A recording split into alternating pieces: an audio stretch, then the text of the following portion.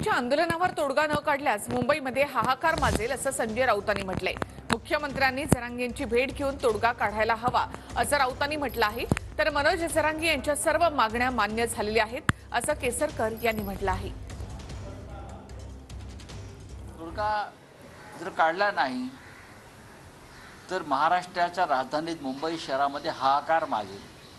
अशा प्रकारच्या गर्दीचं वादळ या मुंबई शिरताना मी पाहतो। मुख्यमंत्र्यांनी जाऊन स्वतः जरांगे पाटलांशी चर्चा केली पाहिजे, ते जिथे आहेत तिथे, आणि तोडगा काढला पाहिजे, त्यांना आश्वस्त केलं पाहिजे। जरांगे पाटीलांच्या सर्व मागण्या ह्या मान्य झालेल्या आहेत। आदरणीय पाटीलजी खूप सेन्सिटिव्ह आहेत, महाराष्ट्राच्या हिताचा विचार करतील, कारण मागण्या तर मान्य झाल्या। मागण्या मान्य झाल्यानंतर त्याची अंमलबजावणी हे शासकीय जे विहित नियम असतात त्याप्रमाणे होत असते।